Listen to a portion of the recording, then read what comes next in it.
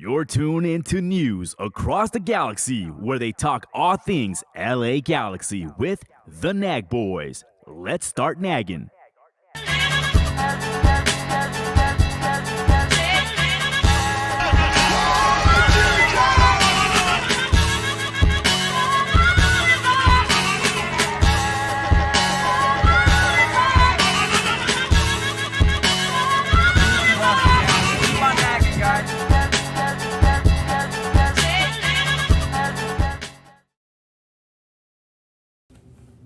News Across the Galaxy presents the MidWeek Show. I'm your host, Brian, aka the Fake Ultra. And next to me, as usual, Mr. Edgar Zuniga. How you doing, sir? Man, I'm doing great. Even though we lost to Leon, I felt like some really good vibes at the stadium. But today, we turned the page. Instead of going against a team from south of the border, we head north to America's hat. Yeah. And today we do have a special guest from Terminal City FC, Mr. Nathan Durek. Did I get that last name right? Durek? Yeah. Perfect. How you doing, sir? I'm doing well. Are you guys? It's hot. We're doing our best to stay doing our best to stay cool. It's been a heat wave down here. I'm going to say I don't understand Fahrenheit at all, but I'm assuming you just got to be pretty hot. It's like up in the high 30s in centigrade. Yeah, that's way too much for me. No, I'm doing well here. Temperate as always. Team is better than most years, so things are looking up. And it's nice for you to say that, but from our end, it's not that nice to say that because the last time that we saw you guys, it wasn't such a favorable match for us. And in case you guys been living under a rock, the last time the LA Galaxy and the Vancouver Whitecaps played, the LA Galaxy took a pretty massive L out in BC Palace, a 4-2 loss against a better side of Vancouver. We haven't seen this Vancouver team be this good in a minute. But also, the LA Galaxy hasn't been able to win in BC Palace for quite some BC, time. yeah. It might as well be a Palace. It's BC Place. BC Place. I mean, the way that they treat us whenever we go up there, because I know traditionally Galaxy has always had a really difficult time up at BC Place, but the way that the last two road games up there, they defended that place like it was a palace, man. Because we took some fat L's, and this last one, it wasn't just on the field. Well, it was on the field, but we found out that that Mark Delgado, he suffered an injury. He wasn't there for the Leon match. And then since then, in the Leon match, Galaxy also lost the services of Gaston Brugman, who's our captain. After Chicharito went down, we're losing captains left and right here. But Gaston Brugman actually has he suffered a meniscus tear, and he's gonna need surgery, and he's gonna be out probably for the rest of the season. At worst, I mean, at best, he has to come back and then go through rehab, make sure he's okay to go. But that would mean Galaxy would have to make the playoffs. And at this rate, with all these people going down left and right, who knows? But if the academy kids and if the guys on the bench play with as much heart as they did against Leon, maybe there's something that they can salvage. Not just an MLS play, but what we're talking about today is Leagues Cup. Yeah, but let's bring it back a little bit, Nathan. That 4-2 W from your end after seeing how they played against the LA Galaxy. What was your initial thoughts after that match? It was one of those games where it's kind of a difficult one to navigate. I mean, we went up very, very quickly off a Brian White goal. I think it was in the first 2 minutes of the match. And I mean, right away, that settles the team down. They kind of get to play their game in their building rather than letting visitors dictate the game. But I think what really changed it, and as soon as that red card happened with Mavinga, there was never any way back into the game for LA. That was it. I mean, what we've seen from the Whitecaps this year, as opposed to last year, is we have a coach that is able to adapt better to in-game situations. He's able to switch up his lineup. He's able to work with the personnel he has. And I think a lot of it is, first of all, the stubbornness of Vanni Sartini has left. right? We're getting the jovial, flamboyant Italian, kind of manager that we love. But we also have the personnel in terms of players where he can now do that. He's not married to a specific system where he had to be because he was still working off players and personnel from previous regimes. He is able to adapt and kind of put his own stamp on it. We saw that in the LA game in how he was able to change with very favorable conditions. But we have noticed it in other games as well, where they have had to come back from positions of adversity and have been able to respond accordingly. I wish we could say the same from our end. This game that we played in BC Place, or Palace now. I'm going to call it Palace now. You look it from the outside, it looks like a crown, so I'll give it to you. Yeah. It's really pretty. We were coming in with momentum into this match, and that early red did dictate what the game, turned out to be. Yes, it was a red. There is no other explanation to it. Mavinga, I don't know what was going through his head, but it was a warranted red. And then, it's hard to come back. I'm trying to remember. This is the one where they actually ended up going to VAR because they rescinded the red, but gave him a second yellow. Yeah. That would happen. Yeah. So, absolutely. Whether it was a straight red, kind of 50-50. The end game is that he's only suspended for one game instead of two, which does help you. But at minimum, it's a yellow. There's no way around that. It seemed like a clear goal scoring opportunity, but you can't bring it down a guy like that with no one else between him and the goalkeeper. It doesn't happen in any league anywhere in the world. Oh, yeah. And I was being an ultimate homer when that happened. An ultimate homer. I was like, nah, that was all ball. How do you? That was all ball. There was no way. But of course, it was red. Go ahead, Edgar. No, we discussed it at length in our show, on our wrap up show, and Bryant was there. I was like, I thought it was all ball, and me and the other guys were like, nah, man, what the hell are you looking at? that was a foul, man. It is what it is. It was, and then at the end, we all just settled on one thing, which it was the Chris Mavinga show that night. Chris Mavinga, he dictated everything in that match, and unfortunately, unfortunately, great for you guys, but for us, it was just like a disastrous result.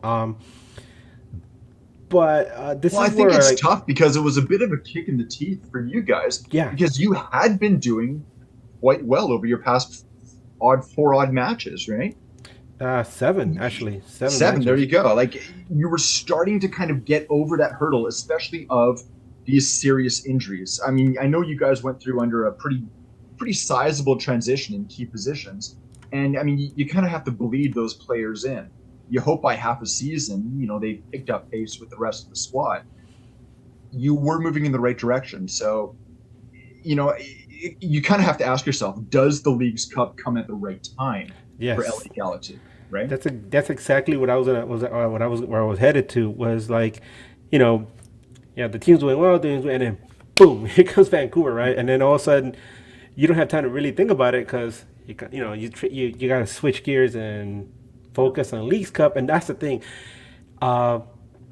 When we had discussions with other podcasts around the league, the question comes up: hey, do you guys think that your team is going to take this tournament seriously, or are you guys taking the tournament seriously? And almost everybody was like, nah, it's a stupid tournament. It's not worth our time. Or rather, that we just focus on league play. But we accept. We're happy with the rest. But the one thing I told them was like, nobody's going to care about this tournament until your team gets to some knockout rounds, and then all of a sudden you sniff, a cup, and then you're going to be like, we're all in. Well, especially when you look at teams that have been starved for silverware, this still counts for something, right? You will have fans that will say, I don't like this. It's only its first year. We don't know what this is yet. We don't know what it means in terms of winning a cup. Teams will take this seriously. Teams are not going to just sit around for a month doing nothing, letting their players get stagnant. They're going to take this seriously. They're going to want to go as far as they can. They will. I think you are going to see a mixture of youth come in because the rosters are, I think, 2 players larger. So you're allowed to bring in a few youth players. I know that we've got a couple of Next Pro kids that have joined the main roster just for Leagues Cup. So we're hoping to be able to see a little bit of them. You're going to see a bit of experimentation, but I think teams will take it seriously no matter what. Right now it's in the hands of fans on whether or not they see this as a truly legitimate piece of silverware if they go on to win it. And I don't think that you're going to decide that in just 1 year. I think you're going to have to wait. I mean, this Apple deal is 10 years, right? It's going to take 10 years for a tournament like that or like this to gain any level of legitimacy.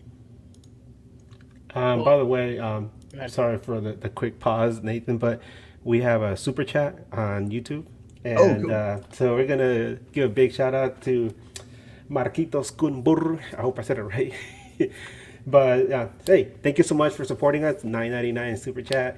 We're gonna donate all of that to the keg. To the keg. Shout out to DVB as well. So there we go. So like I asked you before we even got on, your actual thoughts about this tournament.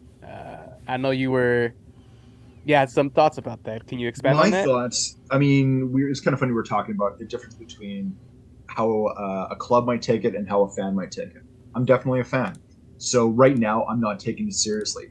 But I'm not taking it seriously because I don't feel that the Leagues Cup is taking itself seriously, in that they're trying to make themselves unique by bringing in these different sets of rules that we would normally see. They said right off the bat that they wanted to be a World Cup style tournament. Well, their group stage, first of all, is only 3 teams. On top of that, they got penalties in a group stage. Yeah. I mean, you know what? That works if you're hockey. It's like hockey, I don't know right? if it works if it's soccer.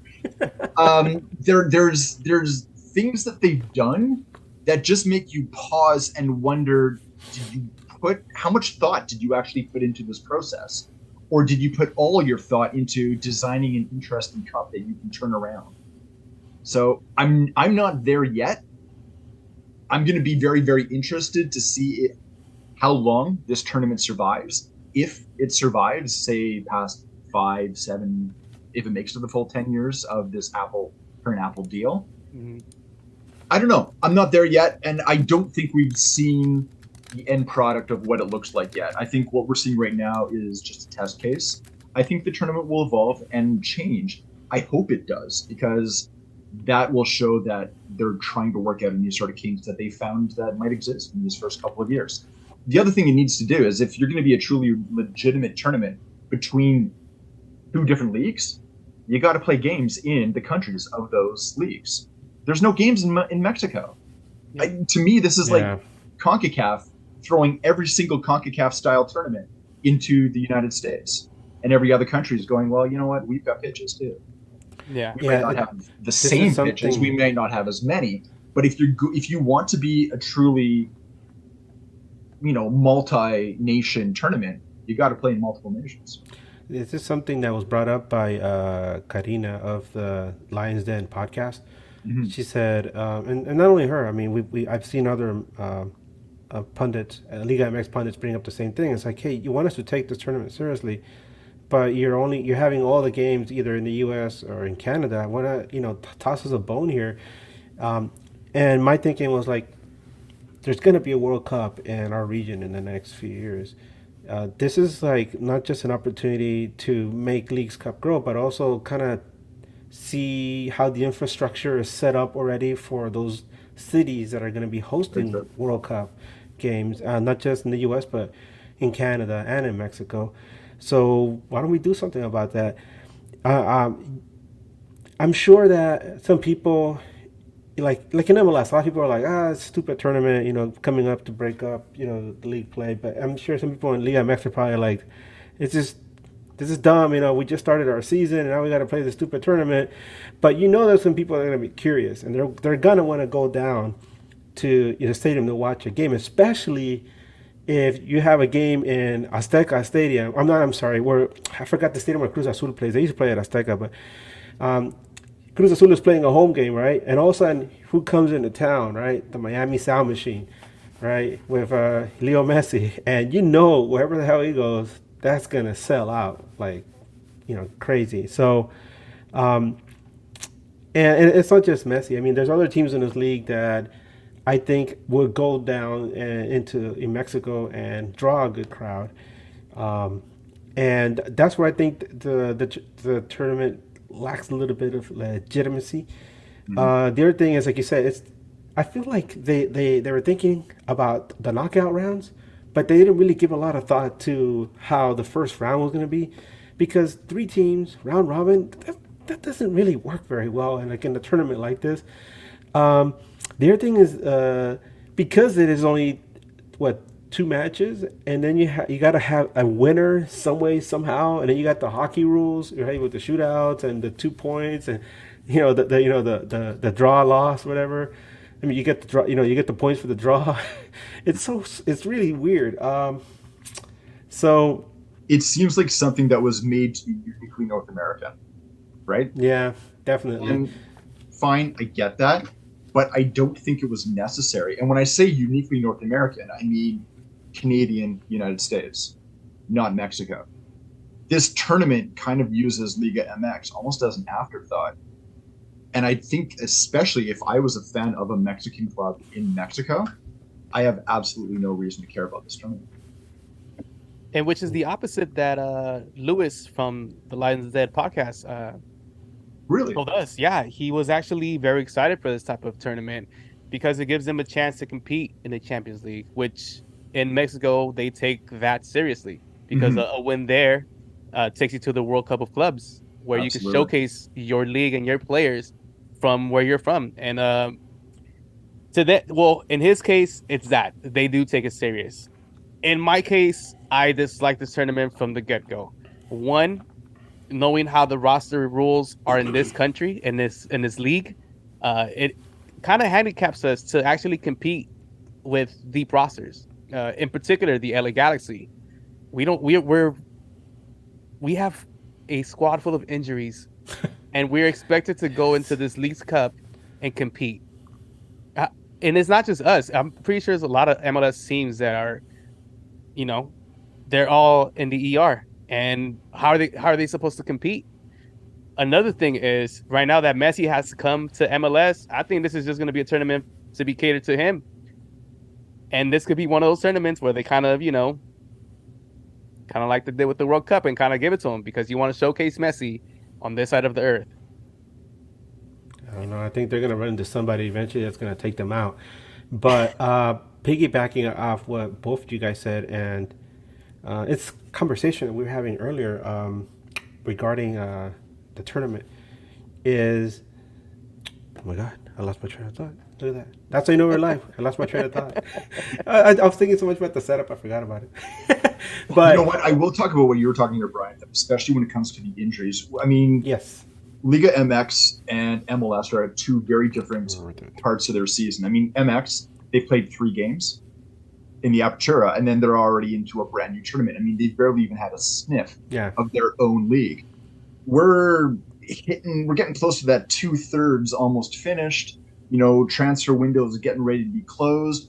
And especially, like, you talk about teams like yourself. I mean, you basically need to build a MASH unit outside of your stadium for players to throw this and then know that you've created now a month of space that once this tournament is done, you're going to have games almost every 3 days. I mean, it's going to be back like how it was back in April, May.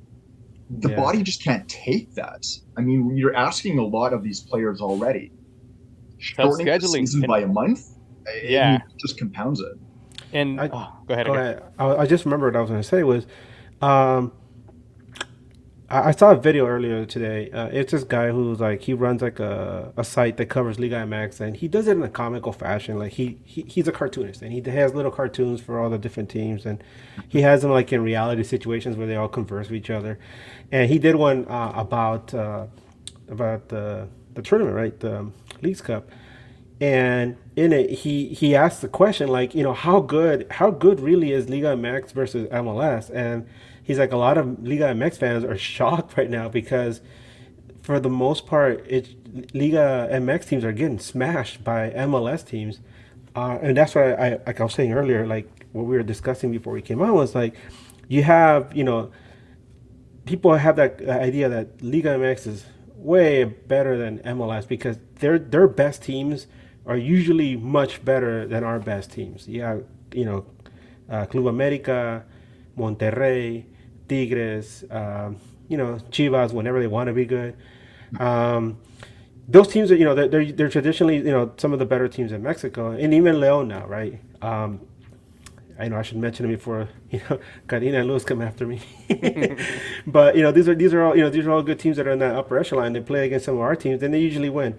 But then you have like the bottom feeders, right? We were talking about that. The bottom feeders of MLS against the bottom feeders of VMX, and our bottom feeders are smashing their bottom feeders, and that's where the guy in that video was saying it shows you which league invests more in their teams, because MLS, even the smallest teams, benefit from the fact that it's a single entity. So even if they're terrible, like the Colorado Rapids, where unfortunately Clunky barely invests anything in that poor team, right? Just starving them, and they could probably still manage to pull off a decent result against a Mexican team. But when we've seen some of the other results, and like I said, Liga MX fans are shocked, like, oh my God, I can't believe my team got destroyed by FC Cincinnati, so that's where I think maybe with time a lot of people are going to start taking it more serious and be like, hey, we don't want to get shown up, and we want our teams to go out there and improve something instead of just being fodder for MLS teams. But I think that's a fair point, because previously the only barometer that we've ever had to measure the, I guess, club success between the two leagues was the Champions League. And the Champions League is only just a select few teams, arguably the best of the best. Once you have a tournament where you're putting every single team into it, you start to see the disparities within the league, and not just within your upper echelon of clubs. MLS is a league that is built specifically for parity. I mean, it's got a salary cap. You've got more roster rules than pretty much the rest of the world's leagues combined. If you want to start talking about, TAM contracts, DPs, and all that other stuff. MX does not have near as much roster control as a league, which means that teams get a lot more ability to do whatever it is they want. They can spend more if they choose. They don't have to, but they can also build their rosters without, having a certain amount of players that are homegrown, a certain amount of players that have, are from, this specific area or of a certain age. So you're going to get, it's like looking at the English Premier League, where you've got, the top teams have always been the top teams because they can buy it. Yeah, to a certain extent, Mexico can do that, where you don't see that as much in MLS. Like, even take a look at the Western Conference that both of our teams are in. Take a look at the teams that were in the top levels of the past few years. Take a look at where they are this year. Like, it's almost like it's completely flipped. Yeah, it's a flux. Right. And that's another point that that fella, I should mention him. His name is Ubaldo, Ubaldo, and he has, like I said, he's on Twitter, he's on Instagram. And one of the things that he mentioned in his video was I don't know if afraid's the correct word. He feels like Liga MX is headed in a direction where it's kind of being like Formula One, like the Premier League, where if you have the money, you're going to be able to put together the best team, and you're going to price out all the other teams and that maybe do not have that funding, or they don't have the ownership that wants to invest that much into them. And so, yeah, like you said, it's going to be like the Premier League, where you have like a 4 or 5 teams that are constantly dominating everything. Where he said that in the past, there was more parity within Liga MX. You had teams like Tijuana winning championships, right? And there were other smaller teams were fighting to compete. You don't see that much anymore in Liga MX. Granted that the way that their tournament is set up, there's a lot of turnover. Like, you have a team that's a champion, in Clausura, and then, Apertura comes along and they're like somewhere in the middle. But It's always like the same teams recycled, Guadalajara, America, Tigres, like we said, those guys. Where MLS, so much parity right now, right?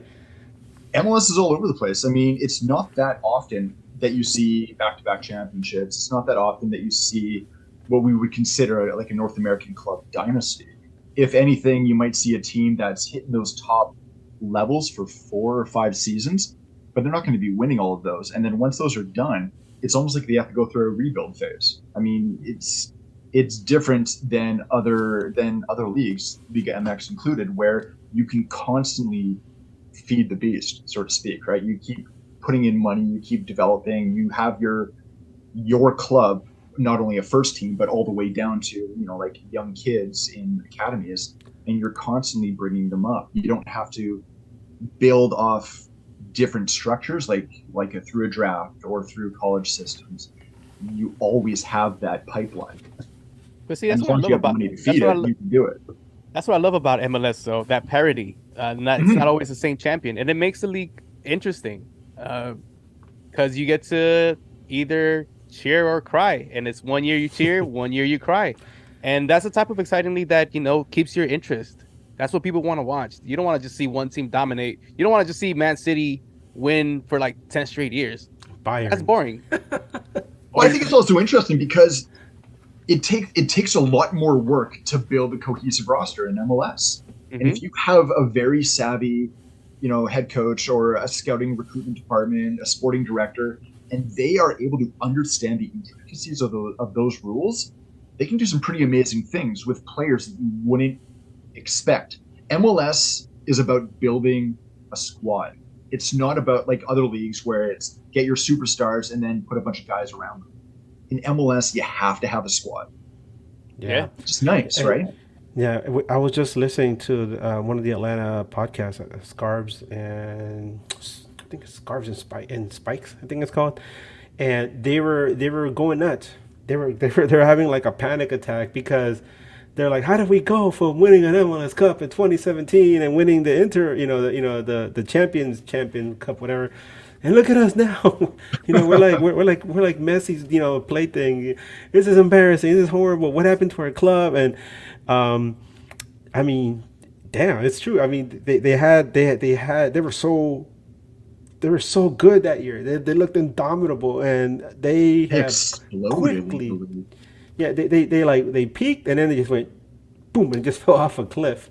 So, and it's fascinating because they're trying to figure out what it is, and they thought that getting a GM like Garth Lagerwey was really gonna push them in that right direction, but it looks like it's not working out like as well as they want to, as quickly as possible. But that just goes to show how much harder everyone else in the league is trying too. Everyone else is trying to improve the exact same time. I mean, I think also when we talk about a rebuild in terms of like what that means in MLS, it's very rare you're going to see that happen in a single season. It takes a good 2, likely 3 years to kind of cycle through a group of players to find an actual squad again. Again, given all the different rules and structures that MLS has in place. Now, when they have their meeting later on, what was it, in August coming up, those rules can change. Who knows? But, hopefully. 2 more DPs, baby. Come on, let's do it. We'll see, right? Hey, what if you guys get Mbappe? Imagine Mbappe at BC Place. Oh, God, who knows where he's going right now? If he was in BC Place, I think he'd take one look at the turf and walk out the building. So we got another super chat. Shout out to Alex Gutierrez, Guti. Thank you for the super chat, sir. It will go straight to the keg. Right on. But let's get back to what we're here for. Yeah. Leagues Cup.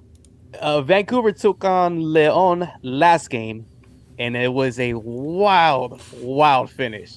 A lot of penalty kicks being taken. Can you run us through that wild ending of that match? Well, I was there. I was in the press box, and we were all getting ready to watch it. And it was funny because before the game, all of us in media were crowded around the TVs to watch Messi's free kick of his very first game, right? And we're thinking, last goal of the match, nothing is going to beat that.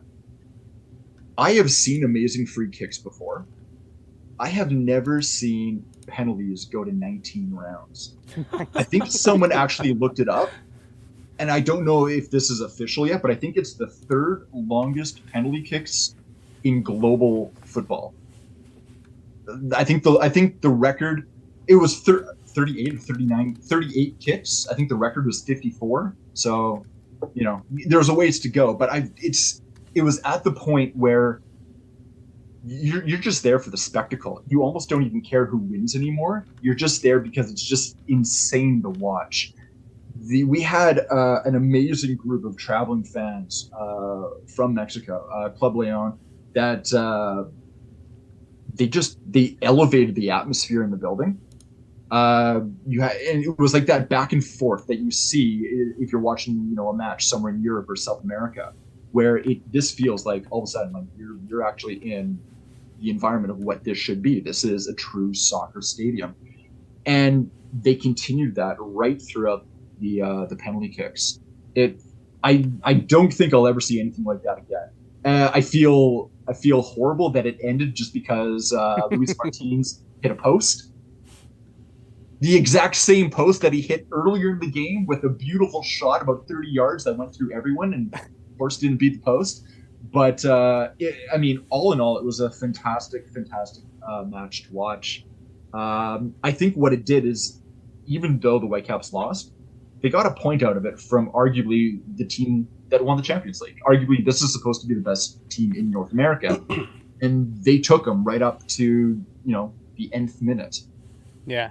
I think whatever this tournament means, whatever the outcome is for the Whitecaps, it's shown them that they have a squad that can compete with the best of the best if they decide to actually play. So I look at this as just a huge confidence booster. I mean, they came into this match on a good winning run. They had been doing quite well. They're sitting better now than I think they were for quite a few different years. There's a very good feeling, and I think even though they lost this game, that good feeling grew. Yeah. Edgar, we play Leon on Wednesday. Unfortunately, it did not go our way throughout the 90 minutes. What are your initial reactions to that? Especially them coming off that hard-fought battle against Vancouver. And getting stuck in the airport. Being stuck in the airport and that delay, and coming all the way to Los Angeles just to hand us that L. No, credit to them. They took on a tough Vancouver squad that pushed them to the brink. They had to deal with some very odd circumstances at the airport. Raise your hand if you haven't, been stuck in an airport, for an extended period of time. We all have at some point, and it's uncomfortable. It's when we talked to the Lions Den podcast, they mentioned it. First of all, you have the fact that you're not playing at home, right? So it's not like you could drive home. You're living out of your suitcase, and now you're stuck in a foreign land, sleeping on the floor of an airport, and then you gotta go from there. Feeling that uncomfortable sense of being there, and then having to refocus on the match that you have to play, and it didn't show. It didn't show that they went through any of that because they were so focused. But as far as the match is concerned, going back to what we discussed with them, the Lions podcast, is that they said that although they're definitely on a different level in the LA Galaxy, they have almost similar makeup where good defense, but they don't have anybody that can put the biscuit in the basket. They don't have anybody that can score, and you could tell that they were trying to figure out who's going to score the goal for them. And meanwhile, LA Galaxy had so many opportunities to score, especially late in the game. The one that really sticks to me is the one where Kelvin Leardom was all alone on the far post, and he just completely shanked it. It was a beautiful pass by Ricky Puig, and he could have changed the whole the whole result, but no, it's Leerdam. I mean, what you expect, right? It's not like we it's not like our team is real deep. I always say this team is paper thin, and when you start having starters dropping left and right, it's going to show what the quality of this club really is. Unfortunately, Leon did just enough to beat the LA Galaxy. Uh, some of the Leon fans were celebrating like they won the World Cup at the stadium, and I was like, "Hey, good you beat a crippled LA Galaxy team that was using some academy kids. Good for you." But by the same token, as an LA Galaxy fan, I didn't feel too bad. I mean, it doesn't feel good to lose, but almost like what Nathan was saying, it's like you took this team that's supposed to be like the best in the region, you took them to the brink, and you had them on the ropes, but you just couldn't land that finishing punch. So that was frustrating, but now we have to turn our attention to this really important match. It's funny how I said that, really important, right? I mean, how important is it to you, right? It's kind of like people ask you, hey, is pro wrestling real? It's real as your imagination, right? So I'm curious to see how important both clubs are going to take this seriously. I mean, nobody wants to lose, right? I know Vancouver is probably like, hey, we handled these guys just a few weeks ago. Let's do it again. LA Galaxy is probably like, hey, we have them back in our place. Let's show them what's up.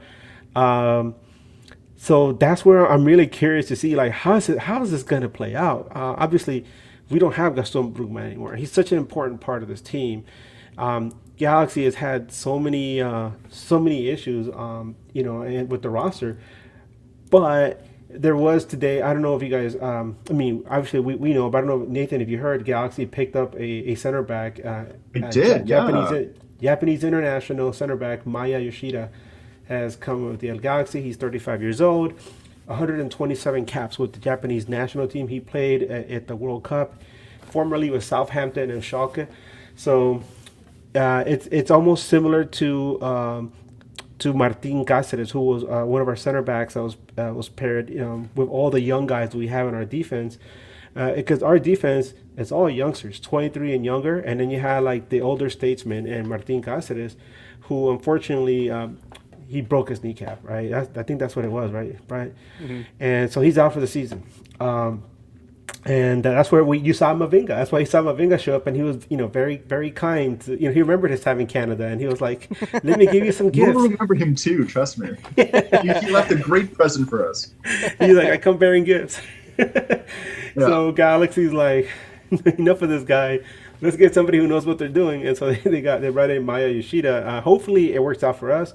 I really doubt he'll be there for this game on Sunday.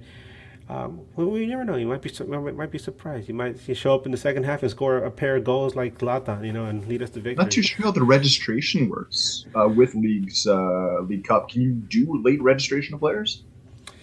I don't know. Yeah. I wish I could tell you. I wish I had like the little rule book right in front of me.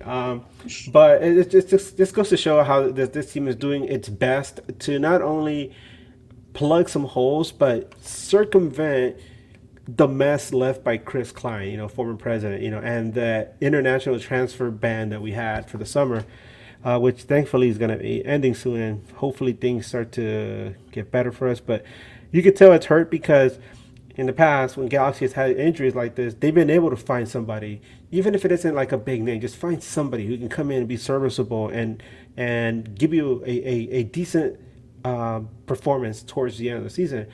And right now, we're having to like look down at the roster and look at the bottom, and even look at the guys from Los Dos, which is our backup team, and see who can step up. Unfortunately, on offense, it's been a revolving door for us. I think one of the biggest things that's hurt you in between the game that we just played against you a couple of weeks ago and this one coming up on the weekend is losing someone like Brugman. What he's been able to do, especially in kind of marshaling, getting balls up to, any of the players that you do have available for attacking, losing that kind of creative presence. It does make me wonder, like, you can have the ball for as much as you want, but if you're not doing anything with it, he was the one guy that was at least doing something with it. And I think it's going to be very, very difficult to penetrate any sort of back line without him. That being said, is we also know what the importance of playing in your own building is for MLS, right? You guys are in your own arena now. I mean, you're in your own stadium. You will have that at your back, and I think that's going to be very, very important. Whitecaps have done better in LA this year. They did pretty decently against LAFC earlier in the season. But I mean, we've kind of gone underneath our own transition since our last game in losing Julian Gressel. Mm-hmm. Right? I mean, I think the game against you was his last game as a Whitecap before he got traded. That is a very big loss. I think he was third in goal creations on the Whitecaps, but it was unfortunately a necessary move that had to be made. Yeah. There hasn't been any players brought in yet, and I don't think there's going to be. In talking with Axel Schuster, the sporting director, there's not going to be any moves to replace Gressel. They're looking at other areas of the pitch, but nothing's going to happen between now and Sunday. So I think there's very, very visible wounds on both teams right now. Just in different, they've kind of manifested in different ways. I mean, we'll take Kubas off of you guys if you guys don't want him. We just signed him to a brand new deal. That guy's our little bulldog. I would love him on the LA Galaxy. He's a beast. So you guys are coming into our stadium this weekend, July 30th on a Sunday, 6 p.m. What are some key factors that the Whitecaps could do in this match in order to repeat what happened last match, where you guys come out with some points? And what are some things that where you guys are probably lacking in, where we could probably get you guys in this match? I think you're going to see a very similar lineup in terms of how they set up against you when the game is at BC Place. Back three, wing backs pushing really, really high up, a very fluid midfield, two at the front. I think you're going to see Sergio Cordova continue to go from strength to strength that he has been going. I mean, he had probably one of the most horrible starts a DP can possibly have anywhere. I mean, only having 1 week preseason, coming in for a few games, getting injured for 8 weeks, and then coming back. He didn't start scoring goals, and now over the last 4 games, he can't stop, which is nice to see. I think the big hole is no Julian Gressel, and having to find someone to fit him in. Now, the one thing that the Whitecaps have discovered this year is, one, Pedro Vite is a very, very good player as a number 6. He can fit into that hole and do a lot of damage. And so can Ali Ahmed. Ali Ahmed has come out of absolutely nowhere, signed from Whitecaps Pro, the Whitecaps Pro team. I mean, he was a walk-on tryout 3 years ago, and now he's on the Canadian national team. He's one of those guys that's almost like a Swiss Army knife. Like, he came in as a left back, a wing back, a left wing. Now he's number 6. He's played on the right. I mean, he's 20 years old. I think he's had 6 different positions already in a single year. I think you're going to see a lot of fluidity in how they set up that midfield. Where you can hit them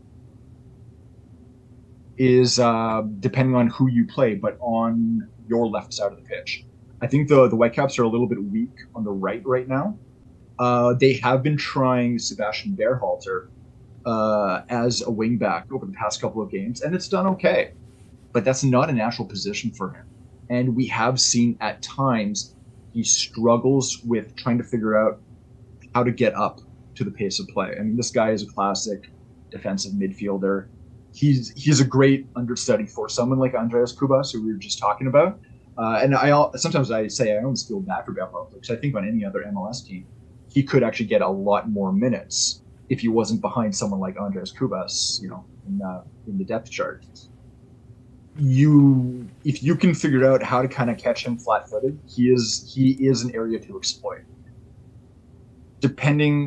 And the other thing is on the left as well. If you're looking at it exploiting, it is the wings. If they start someone like Levante Johnson, another guy who just signed from Next Pro team on the left, we saw how bad Leon treated him. he got subbed off at 45 minutes, unfortunately, because he gets so singularly focused on the ball, he forgets everyone else around him. So as soon as you pass by him, you get another player ghosting behind him. He ends up almost tripping over his own feet. Unfortunately, that's how Leon got their first goal. It happened about 5 or 6 times in the first 45 minutes. And he's a young kid. He's going to learn, but I don't think he's going to learn in 5 days. That's just too fast of a lesson to get. I think if you have anyone on the Galaxy that has speed and can play on the wings, that's your way in. Edgar, how do we expose this Vancouver team? God, I don't know. I think it all comes down to how much both teams really want this, because, like I said, before the tournament began, the question was like, how serious are these teams going to take this tournament? Are they going to just put their youngsters out there and do the 2 matches and then call it a break until August 20th or 21st? No. But after what we saw against Leon, it's like, hey, you might actually have a shot at this, and it's an opportunity to get back at Vancouver. And I wonder, like, before I go into this, Nathan, do you really think Vancouver is going to go for this, or do you think they're just going to be like, whatever? I think they'll go for it. I think it's kind of a weird. I think they'll go for it, but I think you're going to see a slightly changed roster in that it might be a younger roster, or especially a younger starting 11 in certain key areas. It's been hinted to us that they are looking at trying to kind of bleed in a few of their next pro players. Some of the guys that have been on previously short-term contracts before might be on the bench. Maybe one of them gets a start. I don't know. But I think that they're going to approach this game. The Whitecaps' best defense is their offense. When they come at teams, when they press, when they force other teams to make errors, they're at their best. Because the one thing the Whitecaps have is they have speed. They have tenacity. They've started to realize that, they can be a bit of a vicious team, and that works in their favor. I don't see them changing because it's worked, and it's worked for the past couple of months. Yeah, with us, there's a lot of questions. And I wish I could give you a more concrete answer, both of you guys. But I think with the injuries and the fact that we're gonna have to bring in some of the youngsters in there, and it makes me wonder, how much do they really want this? I mean, are they gonna just put in the youngsters in there, keep them in there in the second half, maybe not get the result they want, and then just quietly sit there and lick their wounds until MLS play resumes? Or are the young kids going to go out there and actually do something will keep us in the tournament? In the game against Leon, it almost felt like, and I discussed this with Tony Bryant, was that they put in all the young kids, right? And most, there was a lot of young kids out there in the first half, and it was just to have them run and run and run at Leon, and kind of wear Leon down. And in the second half, try to bring in some of the guys that can have a bigger impact, like Dejan Joveljic, for example. Unfortunately, it didn't work out for us, but at the same time, Galaxy did not concede another goal, and that's what kept us in the game. And of course, we had a standout performance from our third goalkeeper. My God, what's his name? Mikovic? Yeah. Mikovic, yeah. I mean, that's beautiful. That's like sticking your hand, it's like finding an old jacket, you stick your hand in the pocket, you find a 50, right? Like, yeah, gas. Perfect. Half a tank. Right? I'm really curious to see how Greg Vanney is going to plug those holes. It's nice that we finally have Jalen Neal back. I was gonna mention him because he has been the one real consistent, glowing thing about this team the entire season that we can say, this guy is solid, he's consistent. I've compared him to the legendary Eddie Pope, U.S. men's national team, who was like a stalwart on defense, serious guy, knows, just serious fella, knows the grindstone, just did his job, didn't complain much, just very consummate professional. That's why I see Jalen Young. He's only 19. I'm thinking about the stuff I was doing when I was 19. Like, my goodness. But this guy is amazing. And then Lucas Caligari is pretty good on as a wingback. And then for a while, we had Julian Aude, who was our other wingback. He disappeared for a while. He came in from Lanús, and his family had just gone through like a tragedy, and he came in. He did pretty good at the start, and then he kind of faded, and now we're starting to see him back again. I'd like to see him in there as well. And the one thing, Bryant, I'm surprised we didn't see Efrain Alvarez. We're trying to shop him around. We're trying to get rid of this guy. And Nathan, you know Efra?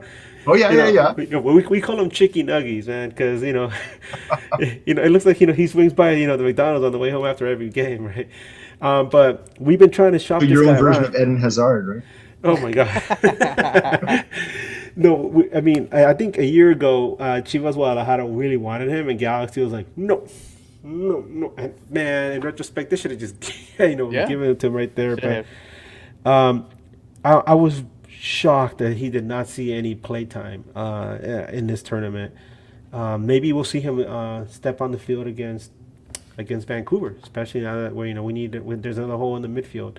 Some people say maybe it might be Memo, but I think we're probably going to see Efrain Alvarez in there. It's his time to shine, baby. Just like Colorado, it's time for Kevin Cabral to shine over there. It's interesting you talk about using all the kids, especially in the first half against Club Leon. I guess when it comes down to it, it's not necessarily the clubs that we're looking at on whether or not they'll take it seriously. It's the managers.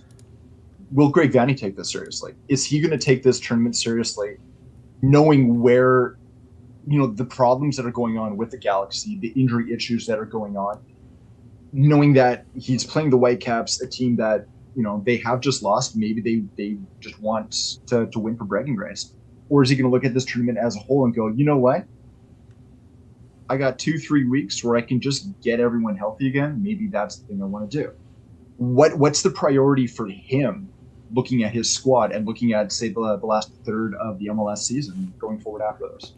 Yeah, and to be fair, he had to say in press conference that he wanted to go for this tournament. Absolutely. As a coach, you're not going to tell your team, oh, no, we're just going to put the kids in there. And you'd pillory a coach if you said otherwise. Yeah, and I get the fact that you have to have your players in some type of form and give them some type of continuity on the pitch in order for them to stay fresh for when the MLS season comes in. But look what just happened. Brugman went down. And now if you play Ricky in the next game, what makes you think he won't go down? Or Costa, or Tyler Boyd. And these are the questions that I had in the beginning of the tournament. You don't play this tournament when you don't have that depth chart to your favor. We don't have any backups for any of our starters, like legit backups who could actually go out and compete this Sunday. If the Galaxy would have won against Leon on Wednesday, maybe I would have had a different tone. Maybe we could have started Tyler Boyd and exposed that right side that you're talking about, and had Douglas Costa on the other side exposing the same, on the wings. But we don't. At this point, you got to just try to all kids. Hey, and Brian. Why not? So who do you have up front? Because Preston Judd had an awful game. So you can have Preston Judd up there, or you can have Dejan Joveljic. I would want to see more Dejan Joveljic, because that, as soon as he came in the last match against Leon, he had one that he should have put away. And that really could have turned the game around. So you give him those minutes to try to get some confidence against the MLS side who he's seen already, and you try to get that going, because we're going to need him in MLS play, and especially since we're short on forwards. No Chicha, out for the season, and then we're going to rely on another younger and Preston Judd. I mean, you got to give Joveljic his time. So you get Joveljic his time and then put in the kids. I do not want to see any more starters. I don't want to see any more injuries. I think this tournament should have never been played by the starters, but I mean, Vanney did what he did, and it is what it is. Let me put it a different way. Right now in MLS, you're sitting on 22 points. 9th, Houston Dynamos at 29. You got a game in hand on them, so I mean that does help. But that's 7 points that you got to make up. Yeah. Is that feasible? Yeah, we're trying before this League Cup started, and now before you met us, I mean, it looked really good. Like we thought you guys were done and dusted. But this push, I mean, I know when Josh, my partner on the podcast, when we were talking about the first game a couple of weeks ago coming up to, and we took a look at where you were, and we sort of realized, oh wait, that's not where we you're at the same level in terms of the table, but you're a lot closer to the rest of us than we actually thought you were. Knowing the injuries that you have now, and especially everything that's really recent, something like Brugman, where it's a meniscus, I don't know if it's full or a partial tear, but anything that needs surgery is pretty serious. My guess is he's out for the season. Mm-hmm. You're looking at least 3 months, and then on top of that, any sort of rehab. Yeah. You just don't want to mess with that. You want that thing to fully heal. Otherwise, that just messes you up for the rest of your life in terms of just being able to walk. So I have a question for both of you guys. Do you want your team to advance to the later stages of this tournament, or would you be content if your journey ended on Sunday? It's weird because, like I said, I don't necessarily care a lot about this tournament, but my team is relatively healthy right now. I guess why not shoot for it? I mean, what are you going to do? Play golf for the 3 weeks? You might as well do something. Golf is fun. Play some soccer. Golf is awesome. Go curling. Yeah, I'm good with the Galaxy just packing it up and just getting healthy for when MLS season comes back around, because I was already against this tournament. The injury to Brugman, it pissed me off. I'm not gonna lie, it pissed me off because he should have never been on that pitch to begin with. Knowing that this tournament is basically a money grab, and if you really wanted to get a CCL spot, why didn't you go for it in the Opens Cup, in the U.S. Open Cup? That would have been more accessible for your team to do. But yeah, you want to compete in this Leagues Cup tournament that makes no sense, that you get 1 point when you win after a shootout. It makes no sense. So see, when it comes to a CCL spot, we already have one for next year. Yeah. So that's not even a prize for us, because we won the Canadian Championship earlier this year. For us, it's just, it's nice to be able to test our mettle against different opposition, like a Club Leon. I thought that was the unique part of this tournament. I think this tournament, like I said, I think this tournament can be made a lot better. My lack of caring for it right now is just, I'm hoping it's growing pains. Yeah. But I'd rather see them compete than not, because I don't know. I guess I'd just be bored not having my team to watch for the next couple of weeks. That's true. That's also true. My reasons are purely selfish. Well, how about we get into some score predictions? Nate, since you're our guest, how do you see this match going? 5-0. Oh, I'll take that. I'll take that. You know what? They've actually scored 5 goals. It seemed like that was nothing they could do, and I think they've done it more than 3 times this season already.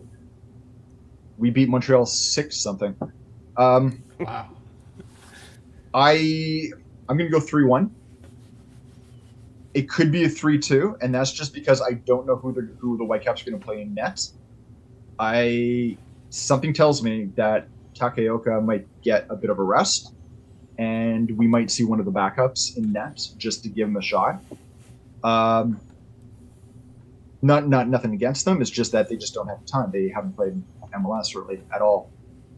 But I think that the Whitecaps right now, they've got their front players playing very, very well right now. You've got Ryan Gauld, who's on an absolute tear. I mean, I think he's got 8 goals, 6 assists in the last 10 games. I mean, right now, you look at him, I wouldn't take anyone else in the league for any amount of money. The team is built around him. So he keeps doing exactly what he's doing. He's going to take the rest of the team along with him. He just makes everyone else around him better. I have no doubt they'll put balls in the net. It's just what's going to happen on the other side. I'm hoping not a lot. I'm going to go 3-1.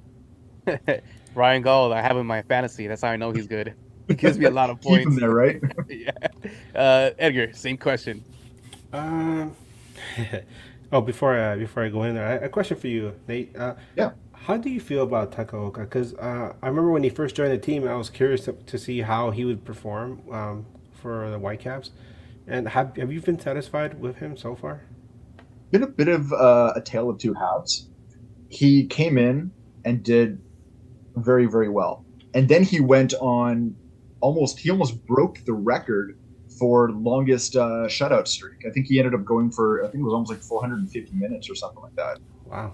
Since then, his goals against have been a bit more human. I think that's not fully his fault. There was a few defensive injuries that contributed to it. It was also, you saw a bit of a transition in changing between back three, back four, that they were trying different things. I think they've now found their direction again. He's definitely an upgrade. He is absolutely an upgrade in net. I would say overall I'm very, very pleased, but I'm expecting more going forward. Okay. He's still pretty young. He's 25, 26, something like that. He's still got a lot more to go. And I know for himself, I mean, talking with him, his whole desire to move to MLS was specifically to challenge himself. He felt like he had done everything he could do in Japan. You know, he had just won the league with Yokohama Mariners. He just won goalkeeper of the Japanese league, of the J League. Him coming here, he's going to be probably his own worst critic, and I think he's going to look at his last, say, 10 odd games since his clean sheet streak, and he's not going to be too happy with himself. I think he's gonna be that sort of guy that takes it to heart and improves. So it's going to be tough to evaluate the guy without a full season, but right now I'm reasonably happy. Okay. As far as our game is concerned, here we go. How about a 2-2 draw and we go for 20 rounds? Let's go. I'm down with that. Just to beat 19, right? Just to beat 19, just go for 20 rounds. I don't know if my heart can take that again.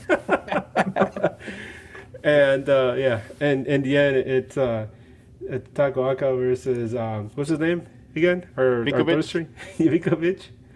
And that'd be amazing. Dun, dun, dun, we roll the dice on that one. I want to say Galaxy wins, but I really don't see him winning. Yeah, and I'll be okay with that. I mean, the competitive nature in me is like, damn it, we gotta win. Never give up, never surrender. But I think right now, considering how much Galaxy is hurting, I think Vancouver overall is a better club. Hello, the reigning undisputed, unilateral Canadian champions, right? 2 years in a row. Let's go. The tribal chiefs, right, in Canada. Yeah. So, I think Vancouver wins. I'll say 3-2, just to make it more exciting. How's that? Nah, 5-0 L. 5-0 L. God, again. Bryant. I said it when we talked to the Lions Den podcast with Leon. I'm gonna say it here again. 5-0 L. Let's go. Let's go home. Pack it up. If you get another red card in the 20th minute, I'm with you. But we'll have to see if that happens first. All right, Mavinga, suit up. Have him come in again. Have him like slide tackle Douglas Costa and get a red card. Yeah, exactly. Well, Nathan, thank you again for joining us. I know it's a little late, but the good thing is that we're in the same coast. So yeah, it's nice to actually talk to someone in the same time zone. It's pretty rare. Yeah. So it's been a pleasure. Thank you again for coming on and talking some smack to each other about what's going down this weekend. Again, the LA Galaxy takes on the Vancouver Whitecaps July 30th on a Sunday, 6 p.m. Western time, Pacific time, whatever you want to call it. And we are going to get up out of here. I'm Bryant. Right next to me is Edgar. And Nathan, thank you again for joining us. And we are out of here. Wait, before we go, yes. Nathan, where can people find you? Yes. Look you up on your socials. Plug all your stuff. Plug everything. So myself and my writing partner Joshua Ray, we've got our own podcast. Follow the Whitecaps, Canadian soccer, Europe, what have you. It's called Terminal City FC. You can look us up by that name. Instagram, Twitter, everywhere else you go. I think we just actually had our 91st show, so we're getting close to that centennial mark. We're pretty happy. Congratulations. You can also follow us online through all of our writing. We're part of a larger group called Area 51 Sports Network. Predominantly, they focus a lot on the whole college hockey scene. We cover the soccer on the site, so you'll see articles pop up there quite routinely. Usually, every couple of days, there's something brand new to follow. Myself and Durek on Twitter. My partner Joshua Ray00.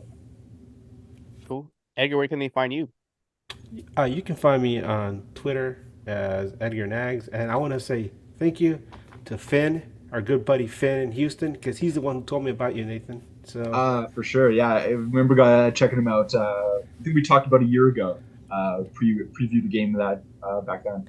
yeah, and Finn's a good guy. He's part of that group I was telling you about. So big ups to Finn. Sign me up. Yeah, you can find me as Brian Snags on Instagram and Twitter, and you'll catch me at the game Sunday, either crying or cheering, whichever one. Both. maybe a little bit of both at the same time. Yeah.